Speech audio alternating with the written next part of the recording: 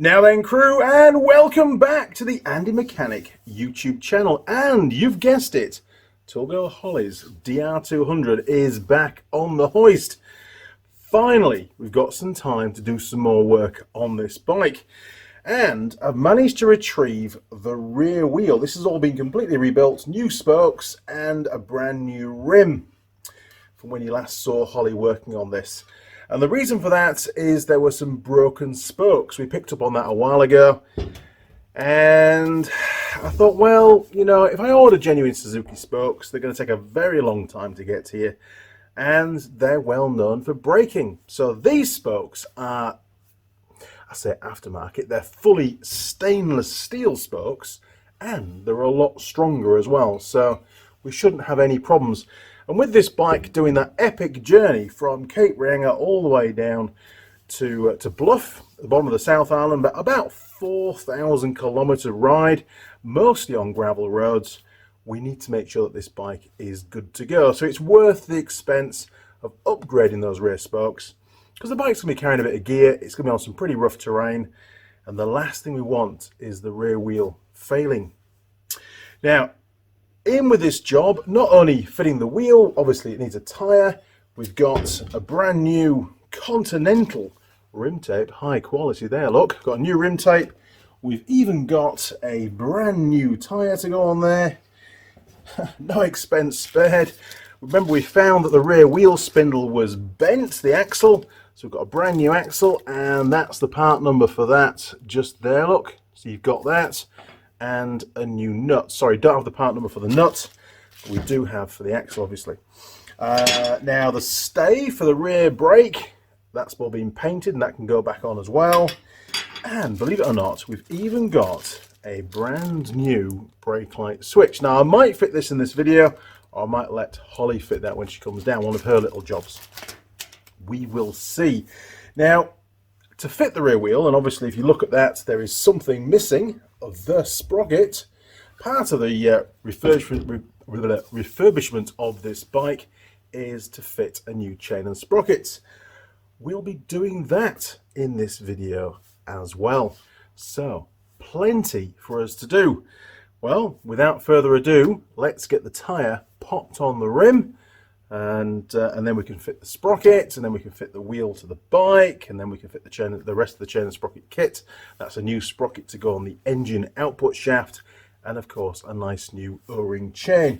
And the one that I've chosen for this bike is a DID chain. It's a chain and sprocket kit from JT Sprockets, and it includes a nice DID O-ring chain in there as well. So that will do the trick nicely. Pretty much a big upgrade from the standard equipment on this bike as well, so should last for years. Okay, crew, well, here we go. Used.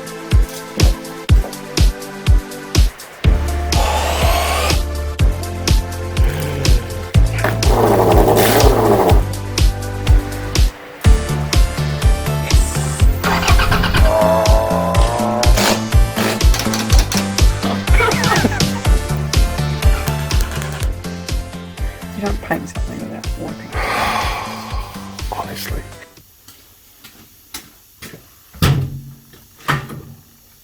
Right, set Fred, where's the valve hole? There we are.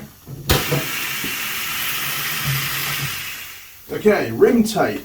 Which way around? White lettering to the outside, I think. Okay, one valve hole. It's going to be a good laugh riding this bike all the way through New Zealand, that's for sure. There we go. Okay, tyre. Now, when fitting a tyre, you need to use some lubrication. Now, I've got these aerosol sprays, which is special tyre lube.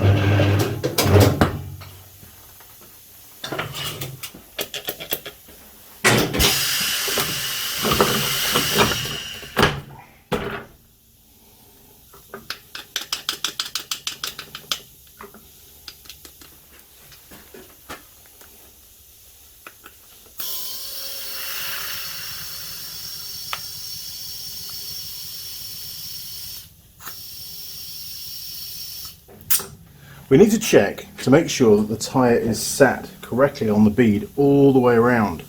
This side looks really good. Now, for the other side, we've got a little bit of a depression. I'm going to turn it around for you, you probably can't see there. So we've got a little bit of a depression on the tyre, just in this area. Actually, it's very, very slight. You can just see it's sat maybe a couple of mil lower at this point than it is at the rest. So I'll deflate the tyre. That tends to free that off and it all comes back out as it should do. That's usually the case. It's not always the case. Sometimes it can be a real pain.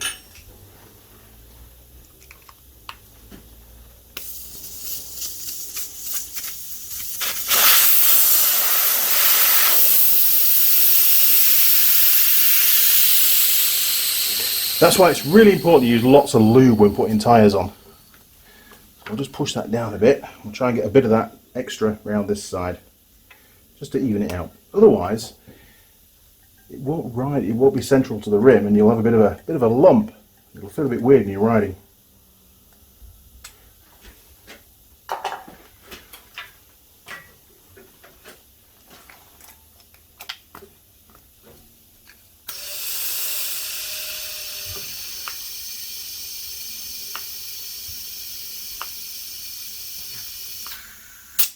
Be enough.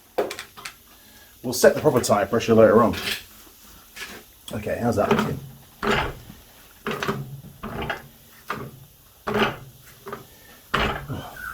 That looks perfect. Good job. Just check the other side again, just in case it's moved. Nope, that side's good too. Brilliant. All we need to do now is just tighten up that nut on the valve stem. Some people like to leave that nut off. I'm not that person. Don't go all gorilla there. Here we go. Right, now we need a valve cap. That'll do. Don't get me started on valve caps. You need a valve cap. Keep the crap out of the valve. Right, excellent. Tyre is on the rim with a new rim tape and a new tube. Back to the bench.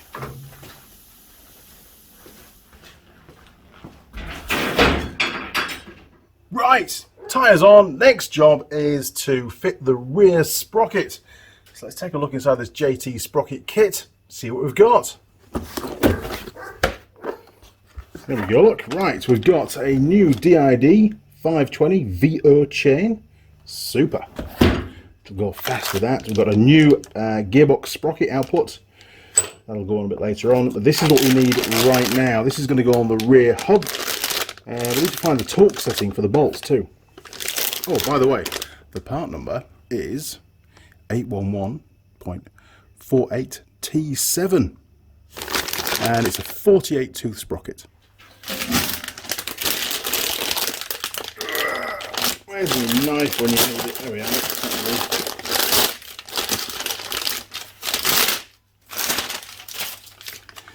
Okay, so number to the outside, so everybody knows what size or number of teeth it's got. That pops on there, and then we've just got to line up the holes. So is it those holes or is it those holes? Well, these are the bolts we've got.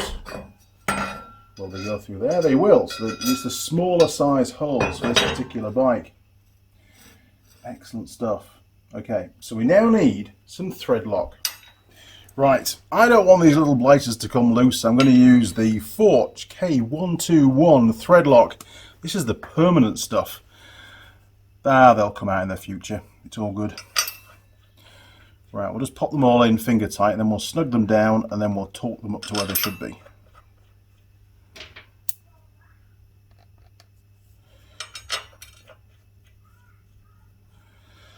New parts. You can't beat new parts, can you? There we go.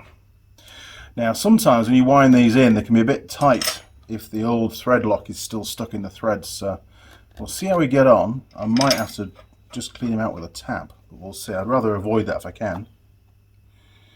Right, let's pop that over there.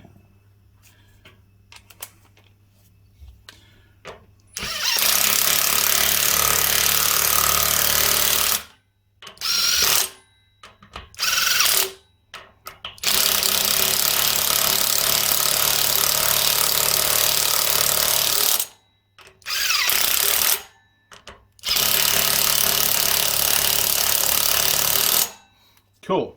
Okay, this is only a very underpowered little screwdrivery thing, so there's no way I can over-torque them with this. This will be a piece of TD002D. I find it really useful. The more I use it, the more I like it. Now, the service manual states on page 5-31, the torque setting is 27 Newton meters. Right, said Fred. Hopefully the wheel won't turn because the tripod is stuck right between the spokes at the moment. 27's not a lot, is it?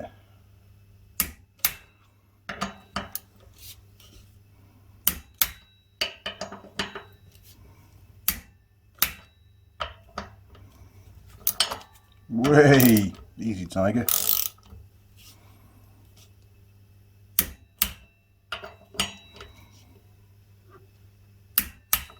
Cool. Right, we'll just whiz around, double check they're all good.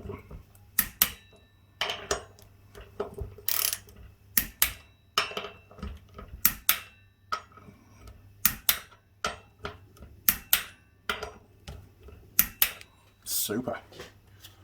We are cooking on gas. New tyres on, new rear sprocket is on. Woohoo! It's all looking real shiny now, isn't it? Okay, so the next job is to fit this wheel into the bike. I've removed the old wheel so we can crack straight on. Here we go. Ooh, it's looking better already. It's not even in. Bloody good. I'll drop that in there just for now. Now it's important we get all the spacers and stuff right, and we need to grease the new axle, basically. I actually prefer the Shockwaves grease. It's an old tub. It's not grease at all. This is grease, but what was in it wasn't grease. Right, confusion reigns as always.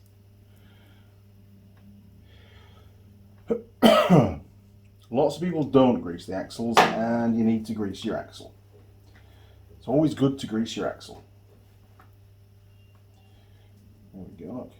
And that way, it comes out nice and easy when you need to do it at the side of the road. When you get a puncture, like when you're riding to the bottom of the South Island for some strange reason. Okay. Now, we've got on the old one, the old snail adjuster and washer, so we'll retrieve those. Get rid of that. That's going to go in the bin, or use it as a punch maybe. Machine it up. Right, that needs to go on there. That's ready to go in. Get rid of the grease. Get a rag. Right. Thanks, Jared. Good lad. Right. Okay, so spacers. We have this one, which is the thicker one, and the thin one goes on the sprocket side. And the axle goes in from this side. Okay.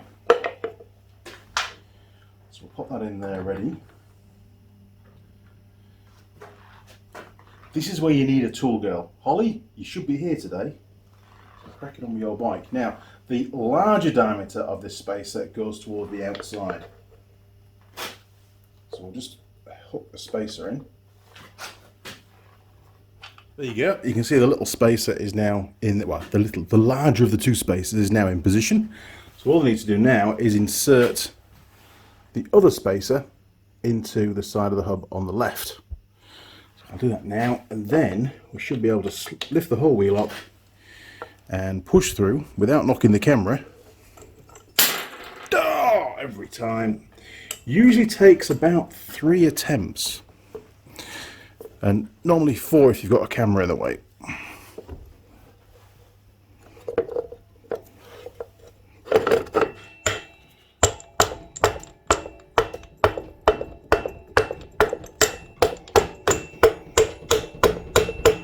There she blows.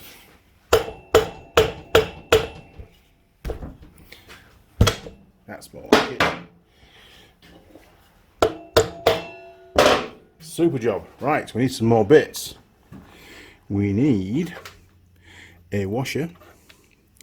We need the snail cam. And, woohoo, a nice new shiny nut. Now, we're going to leave that loose for now because we need to push the wheel all the way forward on both sides. So back off the snail cam completely. There we go, that's that one. And that's that one. And then we're just going to snug that up so we can get our chain length right. Because we've still got to rotate the brake drum as well and put the stay on.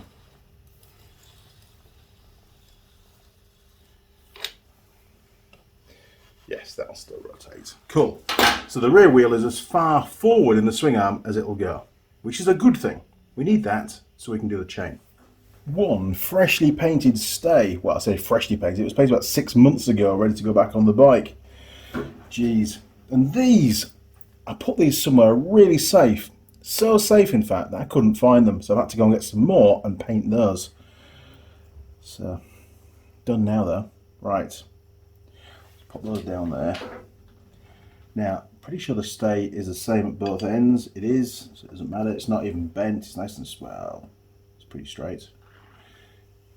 In fact, actually, it has got a slight bend in it. So I would suggest, because that's further in, then it goes in that orientation like that. There we go.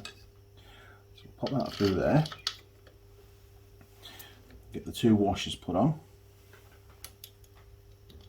Would have been easier to do this with the wheel out, but hey, you know, I like a challenge. So just pop that on there finger tight for now and get the other end put on. The same with this one, couldn't find this anywhere. This is another one. Now, this time round, that goes in from the back. There you go, look, it's basically captive behind there.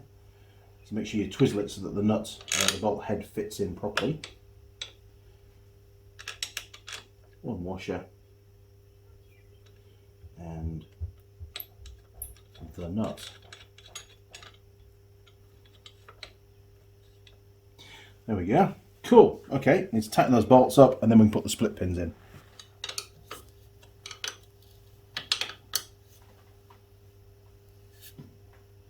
That's that one done, nice and tight.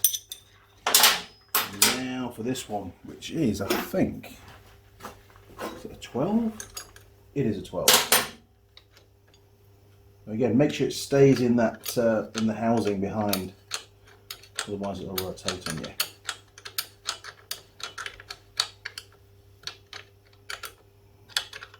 Now we're not going to tighten this one up too tight, not just yet, because we're going to need to do the final adjustment on the rear wheel, and that needs to be able to turn slightly. Only a fraction, but it'll make it a little bit easier. But we can put the split pin in at this end for now. Right, don't forget the split pin, really, really important. Obviously a lot easier for you guys because you don't have to worry about a camera being in the way.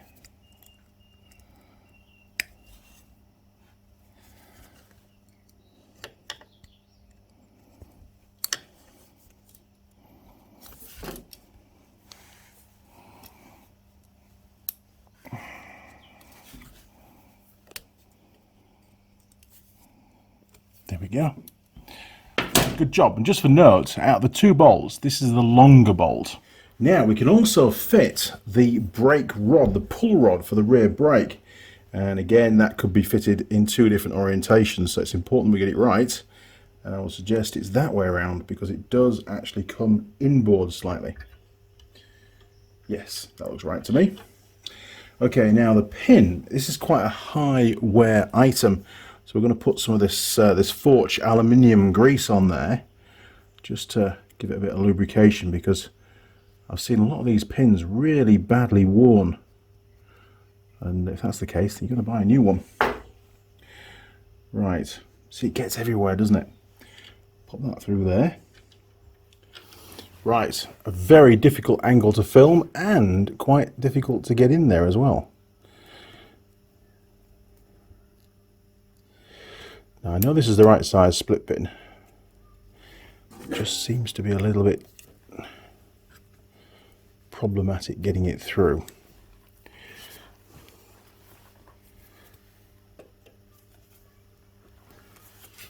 See if we can just squeeze that together a little bit. Jeez, that's tight. Oh, there we go. Look, she's coming through now, slowly. Mole grips required. Just need to pinch that together a bit more.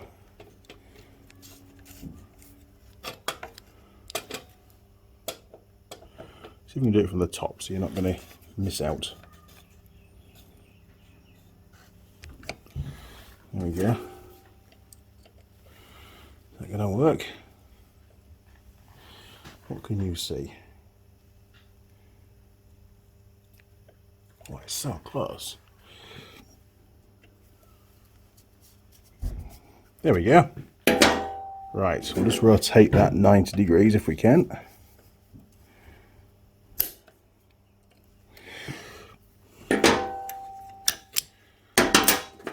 Hopefully. Always a bit awkward, these ones. Right, looks like things are gonna work.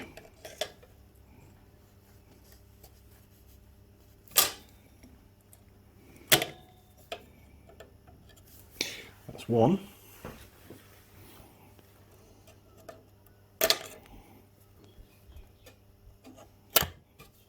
Two. That'll do, grommet.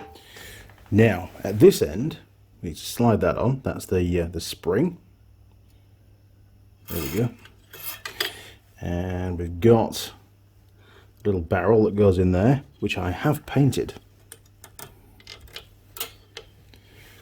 And then, if we rotate the barrel a little bit, there we are, we could now get the adjustment nut on. Just not a lot of spare, is there? Actually, given the whole breaks all the way forwards. And the arm is lined up. Right, 14.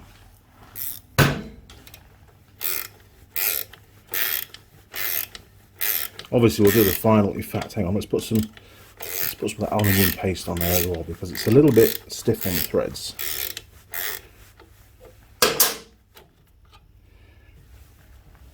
It seems that's the lubricant of choice to hand at the moment. There we go.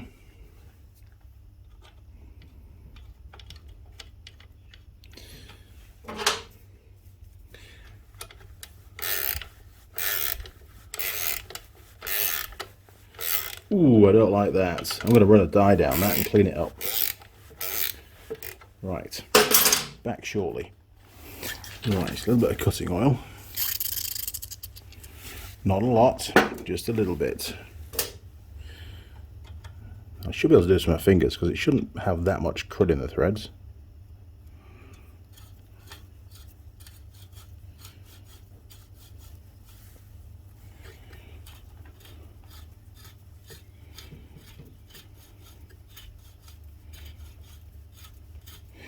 And yes, we're going to have to go all the way down.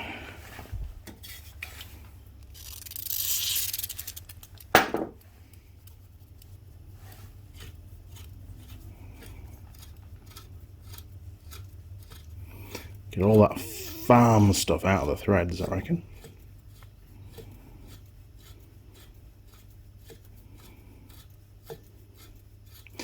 Far better to do this now than wait till we damage it.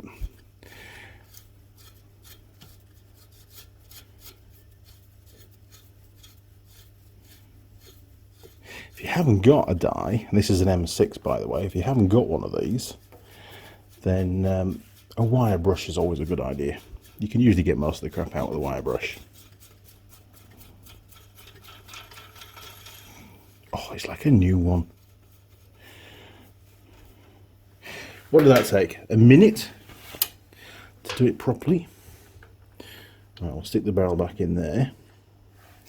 Stick Mr. Spring. In fact, let's put some more of that aluminium paste on there while it's out. There we go. Oh, hang on, springy, don't forget spring. Right, rotate barrel, offer it up, put on the adjuster. Oh, so much better, look at that. In fact, I'm going to put a tap down this as well. Oh no, honestly.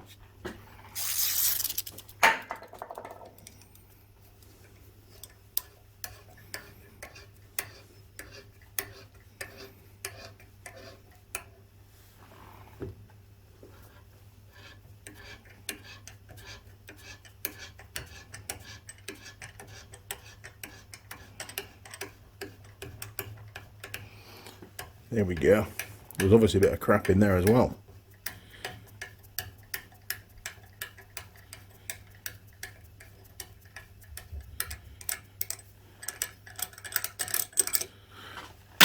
Right, back to the bike. Sometimes you've got to go 3 steps backwards to go 1 step forwards.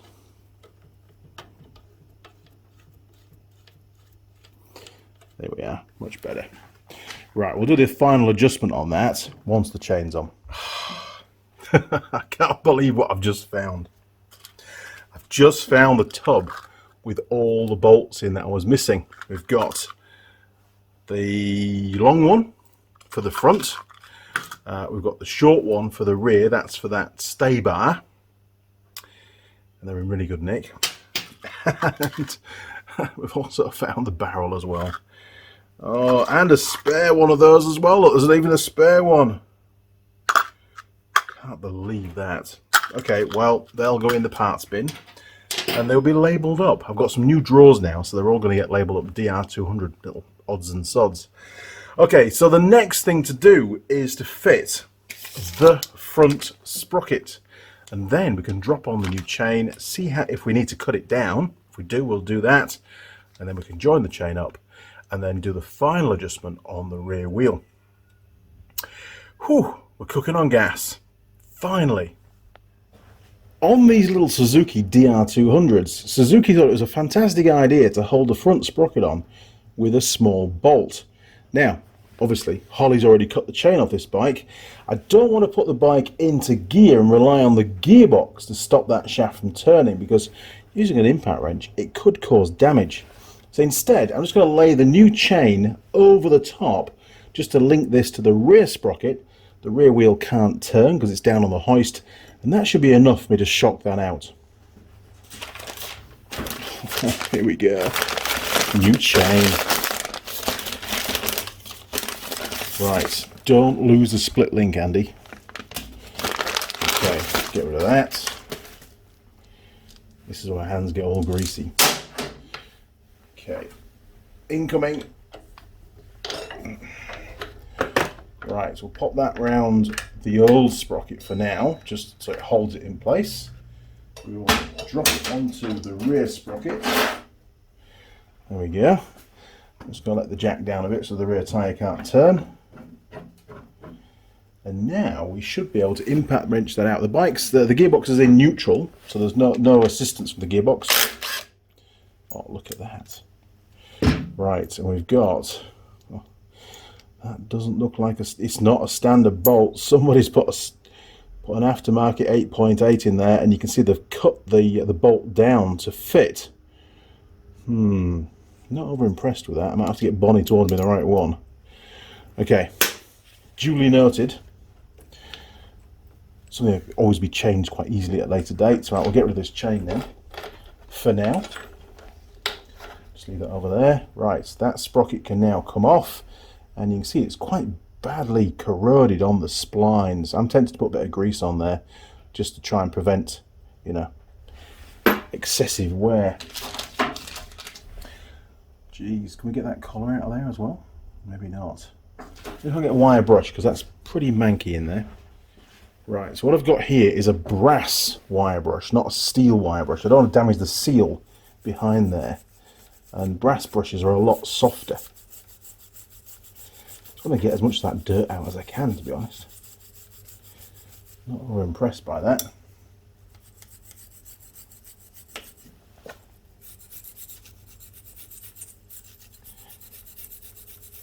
Now, by the looks of it, we've got a seal retainer anyway, so the brush isn't actually running against the seal, but sometimes you don't have those seal retainers, and here you can actually get straight to the seal.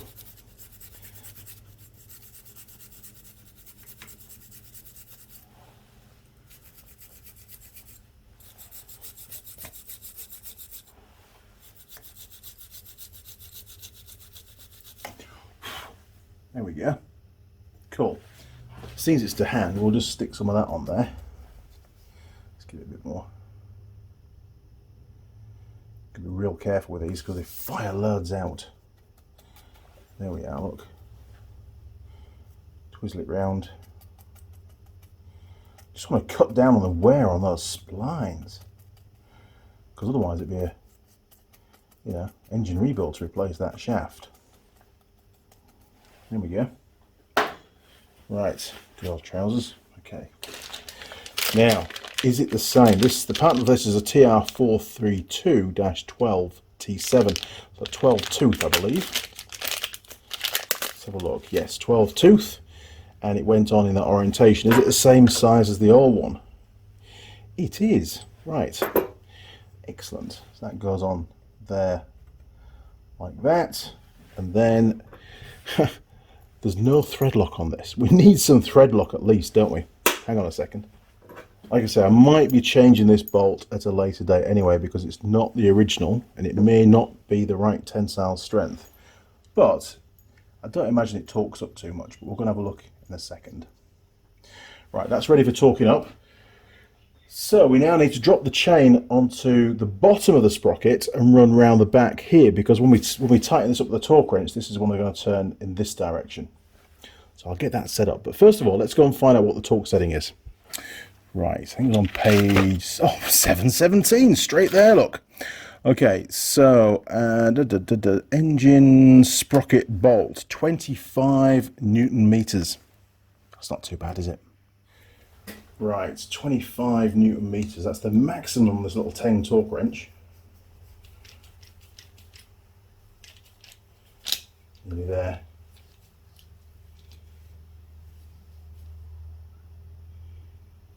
There we go, 25 Newton meters.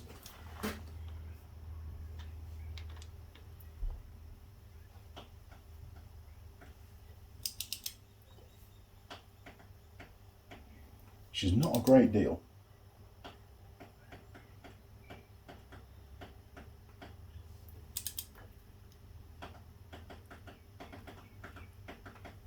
Come on, you can do it. There we go, 25 Newton meters. Excellent. Right, let's just get that rear wheel airborne again. There we go. And we can see if we need to chop any of that chain off. So just pull that round, pull that one through a bit.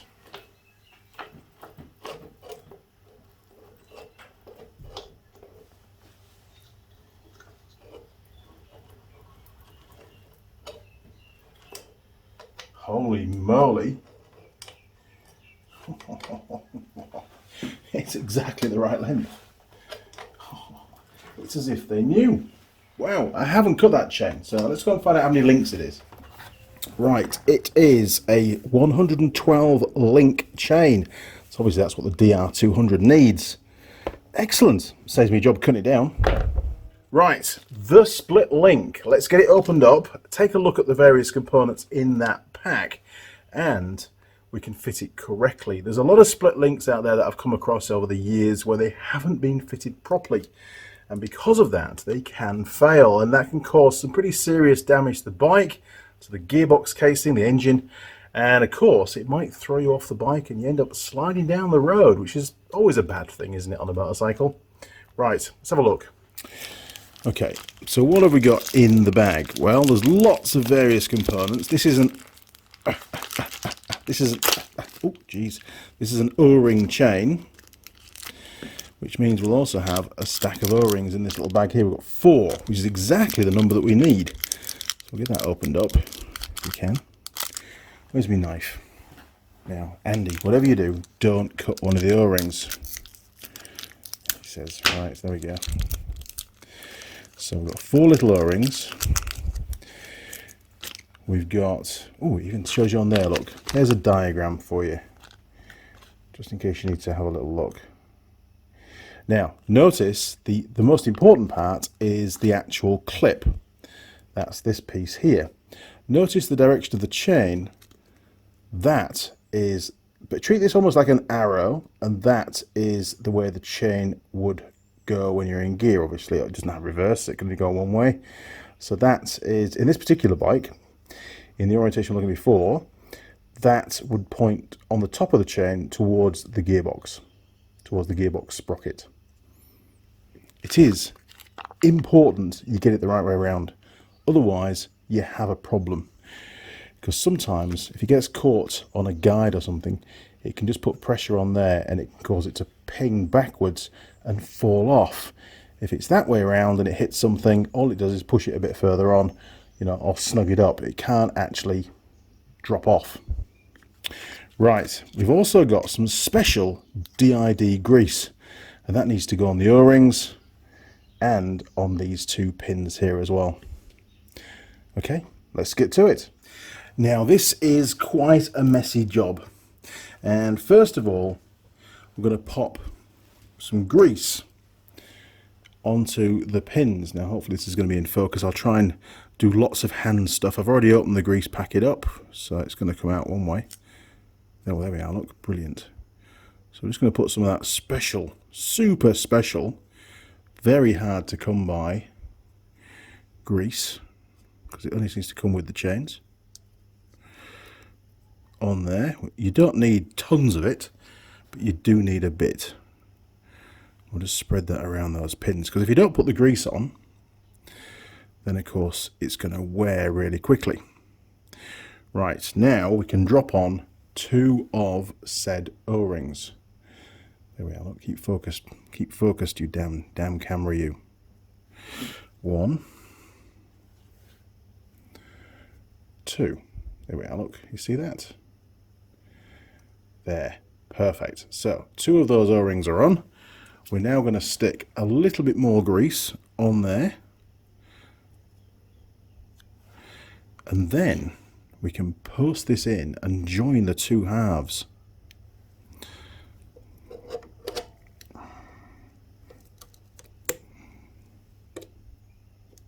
Brilliant. And you'll feel the O-rings expand a little bit, and they'll pop up onto these little shoulders on the other side. That's important. It needs to happen. Okay, now for a bit more grease. Probably a little bit too much there, Mr. Young, but hey, we'll smudge it around a bit.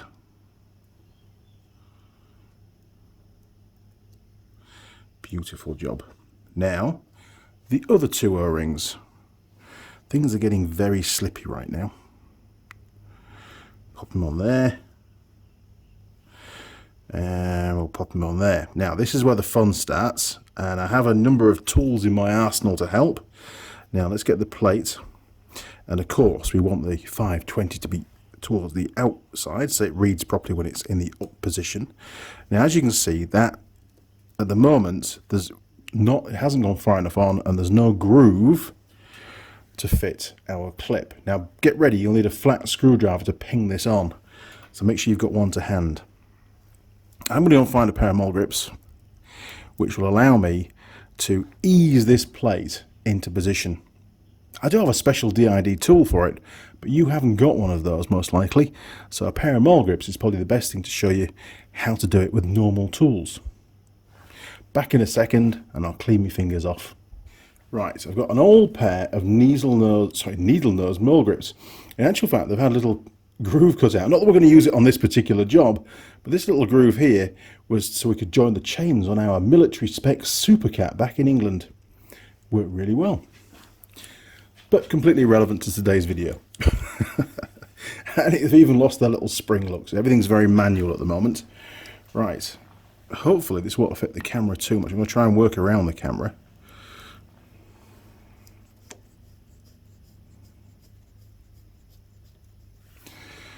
And I just want to ease those plates, that plate into position. It should, once I get it far enough on, it should just stay put.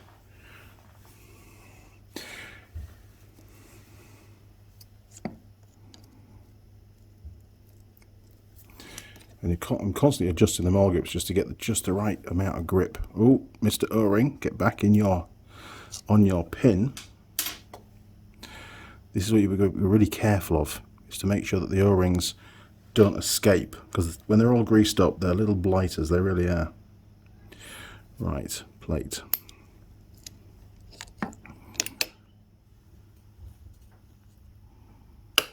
Right, bear with me. What we have here is a very small socket. I'm just going to give that a tap and it should knock the plate into place.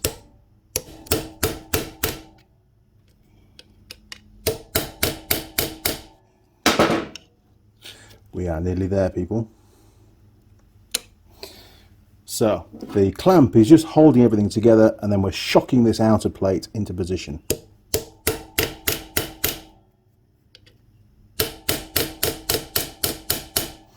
And don't worry about the sprockets, we're not doing any major hammer blows, so it's not going to cause a problem. I just want to show you a way of doing it without the special tool.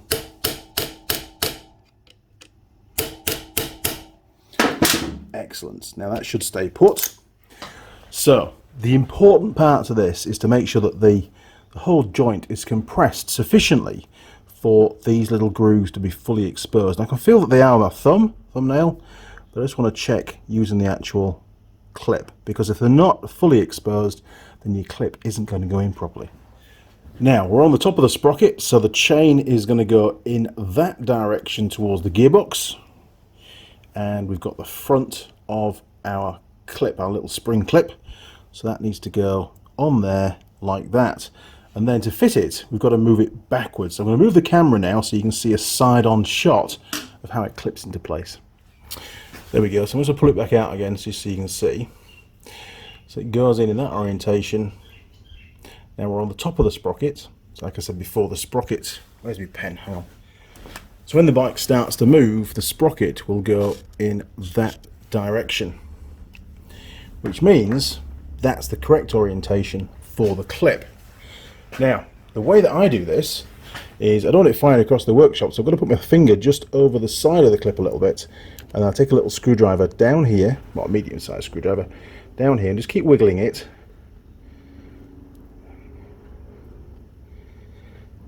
And basically you're forcing a wedge between the screwdriver. You can see it's starting to open on the clip now, and it'll spring into position. There we go, look, without stabbing your fingers, for once. So just double check that the clip is fully snug and it's fully closed again, and that's now in the right position. Woohoo! Bloody awesome! So, how to fit a split link type O-ring chain. Now, we were very fortunate this time around that we didn't have to cut the chain down. Normally the chains that I get, I do have to trim a few links out of them. You'll see that there's a few videos on the channel already where I fitted chains and sprocket kits to other models of bike, and you'll see in those videos me showing you how to cut the chain down. It does involve the use of an angle grinder with a slit disc. Be careful, people, and wear PPE.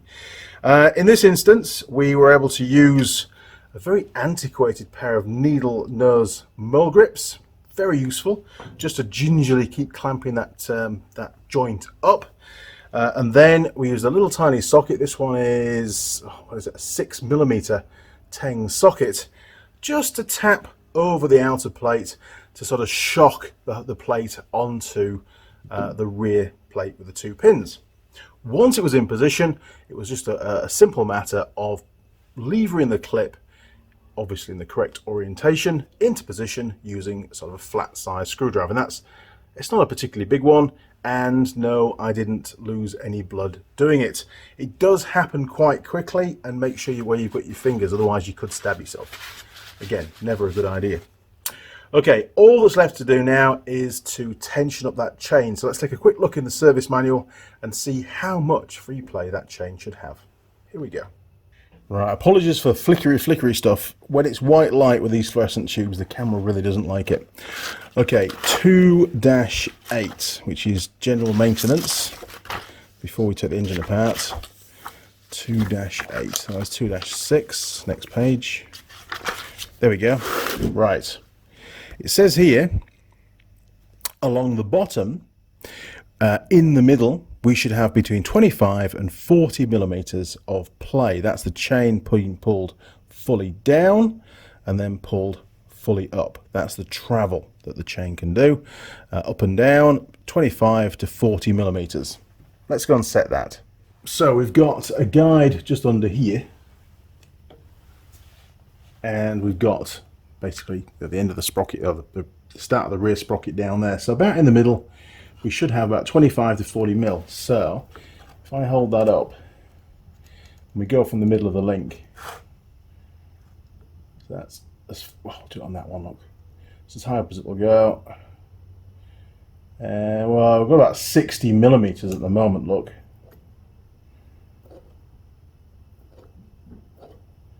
Yeah, about 60mm, which is way too much. So we need to move the rear wheel backwards a little bit. And to do that, we use these little snail cams here, look.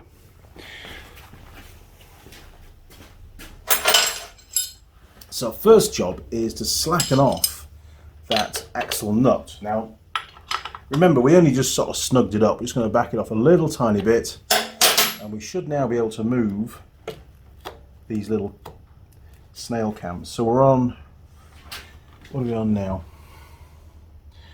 We're on 0. Okay, now we need to do the same on both sides. That's critical. Okay, so bringing it round.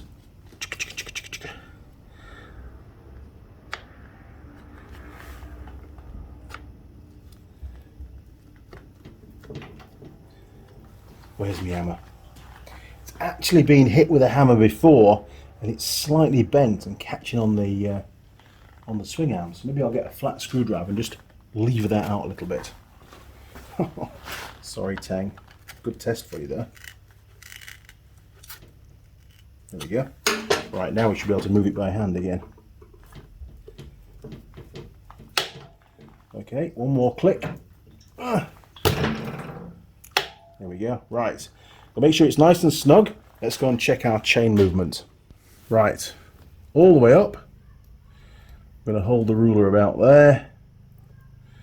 All the way down. All the way up. Yeah, we've got about 40, which is right on the limit. So it wouldn't take long or much riding before it needs to be adjusted. So I am tempted to go one more click and see where that ends up with the chain.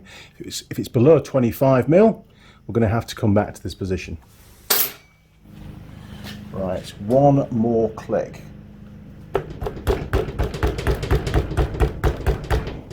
There we go. So one after the 0. We'll just back this off a little bit because we are coming back with the wheel. I think I might have to readjust this braking. I might have to take the arm off and move it one click because it does seem to be right on the limit. Okay. One click we need. There we go. Right, and it has sprung. It's nice and snug. So it's as far forward as it'll go in that position. Back to the chain. Oh, that feels really tight. We'll give it a go. Wow, that is...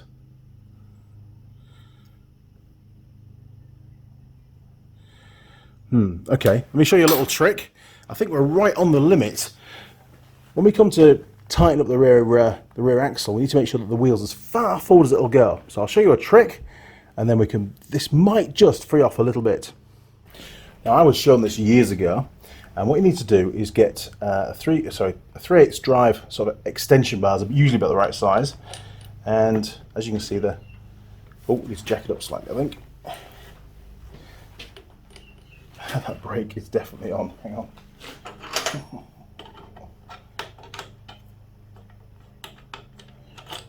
There we go. I'm just going to release that. Okay. So now the wheel moves freely. Okay. So we're going to pop that in there. Bring that back. I also need to make sure that this is slackened off nicely. One more turn. And we're going to bring that right round. It's going to pull the wheel as far forward as it can against these adjusters. And then we're going to snug that back up. Now we're not torquing it up just yet. We'll be doing that in a second. We need to stop it from losing that position now.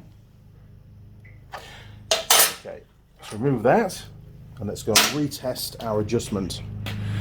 Okay, so it's quite slack again now, isn't it?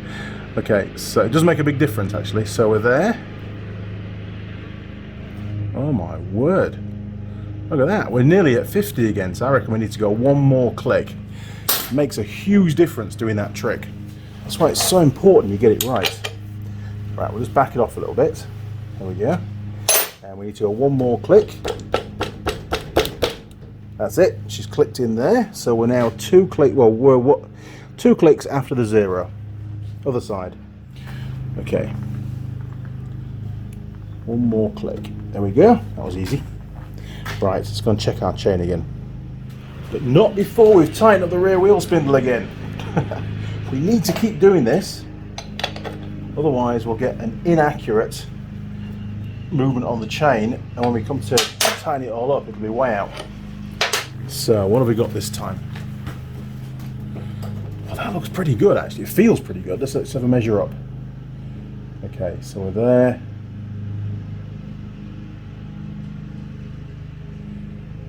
Yeah, I reckon we're bang on with that, you know. We're about 28 mil. Looking at this, 27, 28 millimeters. That is absolutely perfect. Good job. Right, we need to tighten up that rear wheel spindle now. Right, we need to find out from the service manual the torque spec for that rear axle. Page 214, if I remember rightly. Let's take a look. Okay, we're on 2-8, so 2-14 is not far away. 214, rear axle nut, 65 Newton meters. Holy lovely. Alright, 65, wait for the click.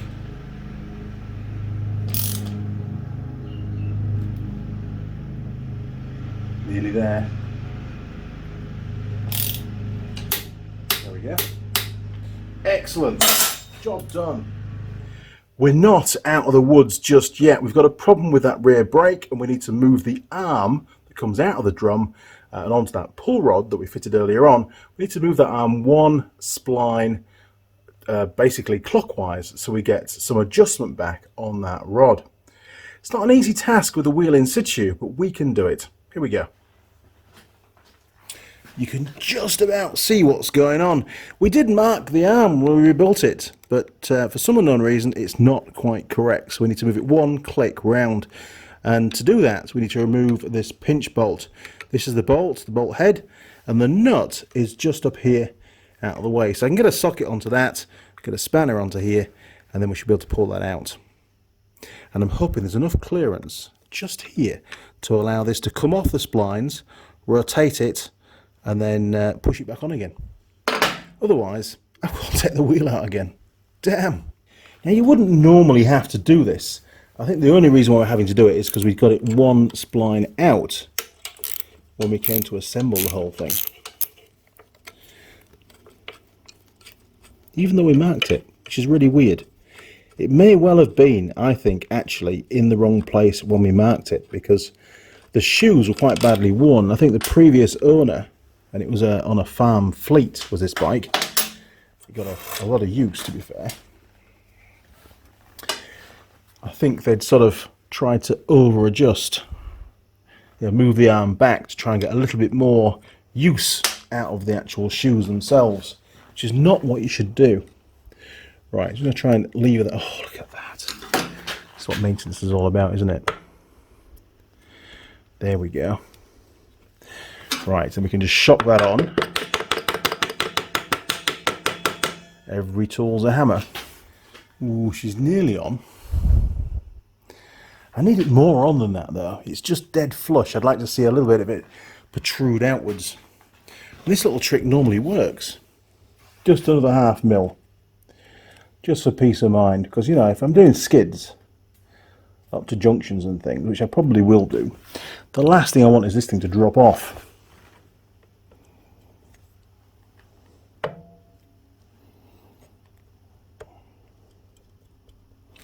Oh, there we go, look, perfect. Phew, we did it.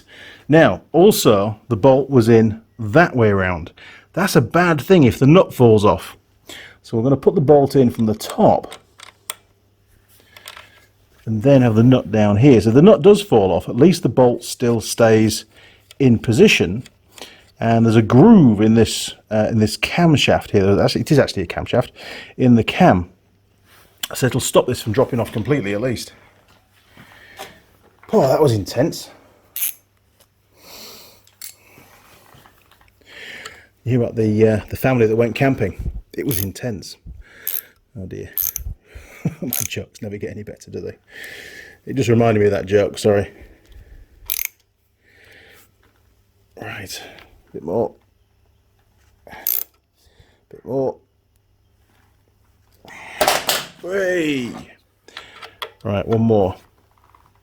There we go, that's definitely tight enough. Okay, Mr. Springy goes on. There he is. Never easy. Right, the barrel in there. And now we're going to push the brake lever down, pull that back, and we can get that on there. And then the adjuster can go back on. And everything's a lot happier now. It wasn't right as it was.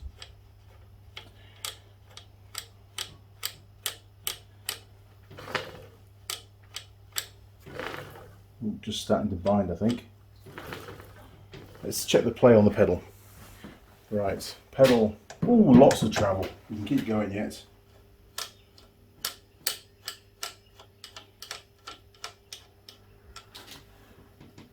Well, that feels pretty good. Maybe a couple more turns.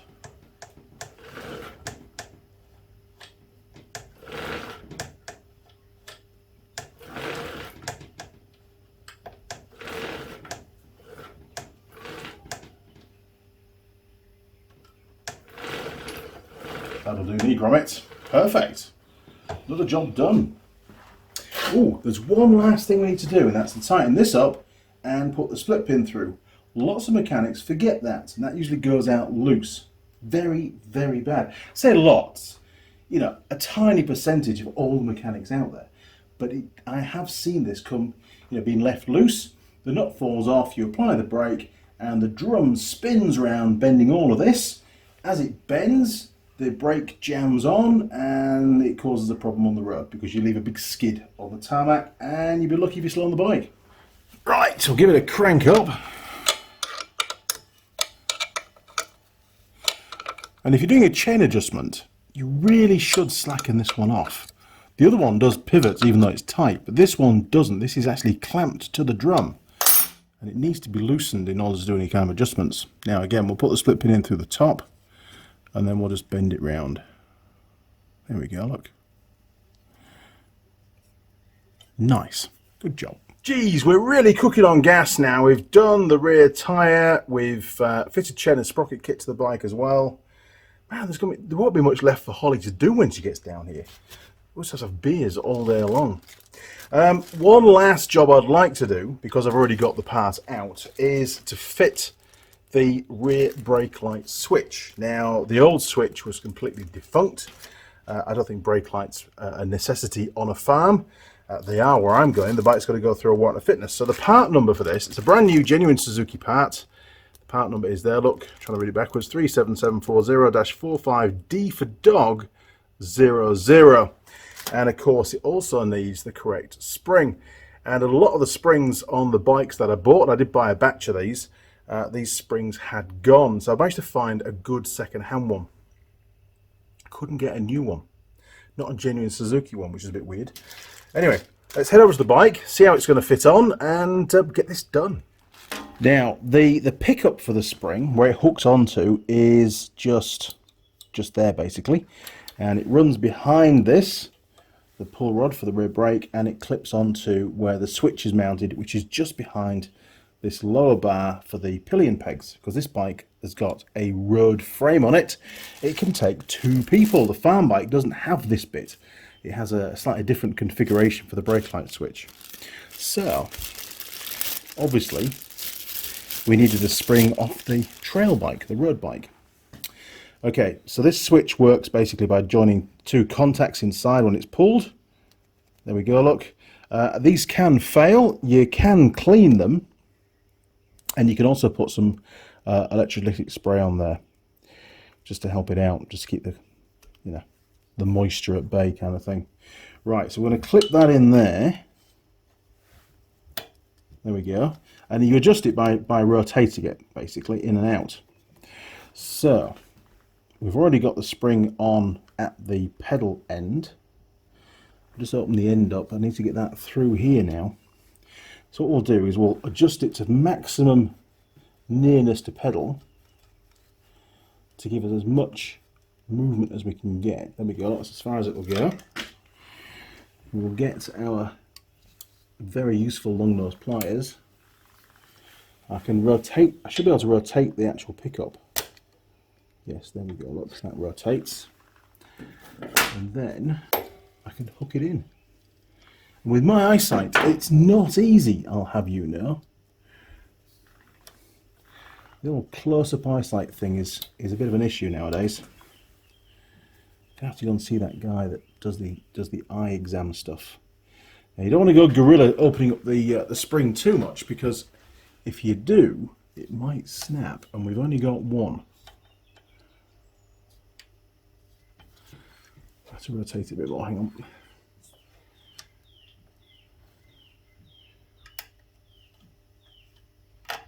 Oh yes, there we go. Look. Okay. So I just want to close that up a little bit. Again, I can't go mad because it might snap. I don't want it falling off while I'm riding, which you shouldn't do really if it's properly adjusted. There we go, that's pretty good. And we'll do the same at this end. In fact, we'll just adjust it up first, because at the moment there's a lot of free play in that. Right, so we hold that, give it a twizzle, take up the play.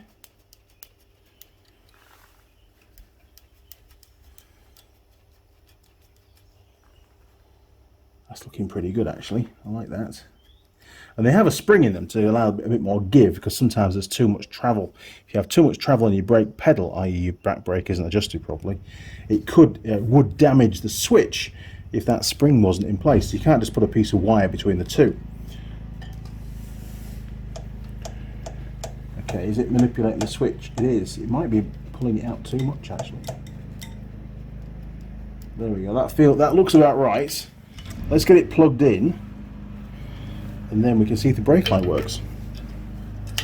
So the wire routing, it comes through through here, goes into this little clip, so we'll just hook that up there, and then it goes to this little clip, which is really close to the exhaust, Mr. Suzuki. That's better.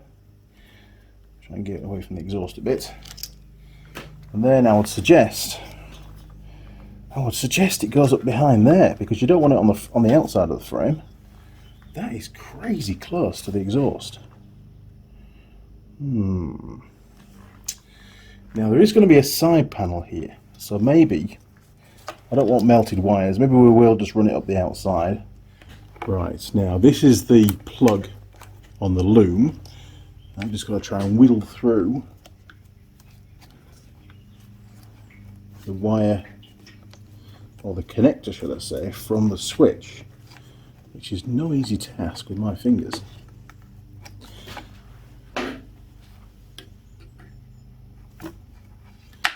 Ooh, look at that, good old long nose pliers again.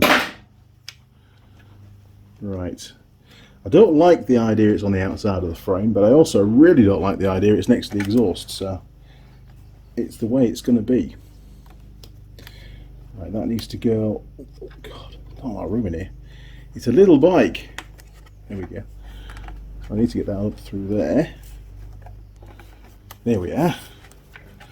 Now we can plug the little blighter in. A little bit of corrosion in there. Let's give those little contacts a bit of a clean out. We've got some Forge R570 contact cleaner. So we'll spray a bit of that in there. Look, there's a little bit of green crusties going on.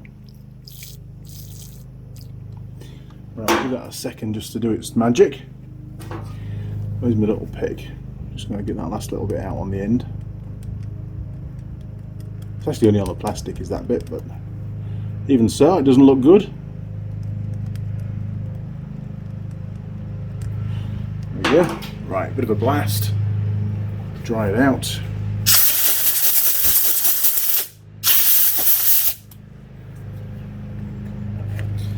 And let's use a bit of dielectric grease in there as well.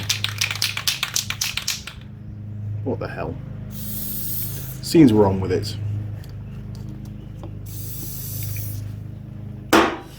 And all that's left to do now is connect the two parties. Let's see if we can get in there. Hang on. There's not a lot of free cable.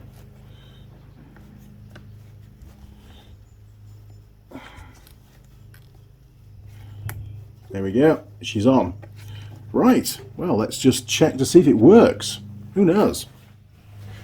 Okay, ignition on. Now, front brake light we know works. Does the rear? Look at that. That wasn't even tried off camera. That's brilliant. And the adjustment is pretty much bang on, actually. You don't want the light to come on with a small amount of force, because sometimes riders, you know, not myself, but you can rest your foot on there. Yeah, maybe I'll turn it one turn. How's that? Just to make it slightly more sensitive. So now we've done the wiring, I'm going to turn the nut as opposed to the actual switch itself, which, with it being brand new, isn't too hard to do. He says. Right, what's that like? That's pretty good, actually. I like that. Job done. Woohoo! Well, we've done loads this bike in the last 3.5 hours. Trying to find about an hour of that I was trying to find these parts which were already on the hoist. That's why I couldn't find them. Honestly, I'm such a donkey sometimes. So we've done the rear tyre. Ping! It's got the new wheel on there with the rim and the new spokes. Ping! But I didn't do that. I paid someone to do that because, well, you know, it's easier. No, he was going to supply the spokes anyway, so I thought, well, what the hell, you can build it up while you're on. Let the guy earn a few more dollars. We've also done the chain and sprockets, which is a great job, and we've done all the rear brake adjustment. All that's done. I've just got to find a chain guard for the bike, which is going to be somewhere in the shed, maybe, or next door in the other shed, or in Ben's shed. I don't know where it is. I'll find it. The parts, because this project has been going on for so long, the parts have migrated all over the place. It's just ridiculous, it really is. And the last job we did was to fit the rear brake light switch and adjust it up. So again, all that's done now. That means that all the lighting on this bike is now up to warrant standards, hopefully. Holley's going to be really upset because she wanted to do some of this work, but time is of the essence. I had today free. I'd made a decision. I could have done Alan's bike, or I could have done the DR. The DR was already on the hoist, so hey, you know what? The DR gets done. Simple as that, really. There's still plenty of stuff for Holley to do. She's got new mud guards to fit, new handlebars to fit. We've got the tank to bolt up properly. We might have to rejig some of the wiring harness. I think it's not quite in the right place. We've got a new clutch lever and new clutch cable to fit again, because the clutch cable was crap. We've got covers to fit, all sorts of bits and pieces. So it's going to fill the weekend in, I'm sure. Plus I've got a few other bits of filming to do with Holley as well, other than working on the DR. So we've got a whole weekend to do stuff. And she'll be joining in on the live stream on the Sunday, I think it's the 22nd of August. I think it's 22nd. I'm sure it is. Whatever the Sunday is around the 22nd of August. It's either a day forward or behind, I have no idea. Anyway, she'll be on that live stream. I'll give you a notice a bit near the time. Okay, crew, well, hopefully you enjoyed this video. Found it helpful, informative, fun, and, well, whatever else, really. Entertaining. Yes, fun, entertaining, informative, whatever. If you did, why not, if you haven't already, subscribe to the channel. Click on the subscribe button, ring the bell, and then you won't miss any future videos. There's already lots of videos on the channel about working on Holley's bike, and this bike's been built from the ground up. We actually replaced the frame. We took the farm bike frame out and put all the bits onto a trail bike DR200 frame, which is fully road legal. I had to do that to allow me to ride the bike from Cape Reinga all the way down to Bluff, which is scheduled in December 2021.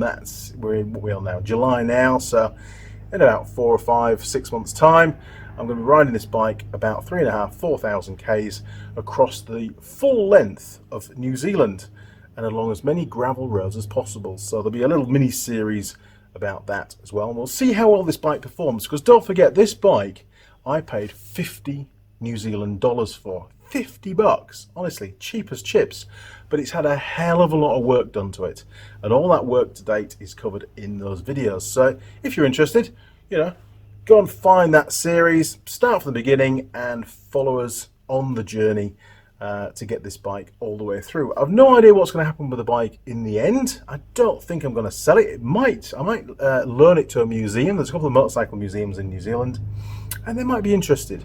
You know, a $50 farm bike traveling the whole of New Zealand. There can't be that many bikes out there that can say they've done that journey. Okay, you'll also find me on Facebook, Instagram, and Twitter, although I don't really use Twitter much anymore. And you can email me directly. My email address is down the bottom in the comments, so feel free to flick me an email through. And yes, it is me that answers those emails. I do my very best to get back to you as soon as I can, but I am pretty busy most of the time. You can also support the channel. You can do that through Patreon and through PayPal. The email address for PayPal is again the same, andymechanic@live.co.uk, or you can become a patron to the channel through Patreon. And I do every now and again put different material on there as well. So, you know, take a look. You'll see stuff that you've not seen before, I'm sure. Okay, crew. Well, until next time, cheers, over and out.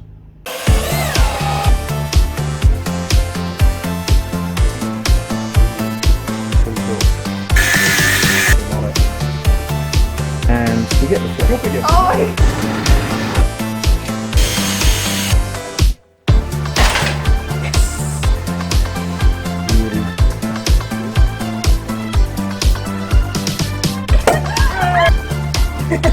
Oh!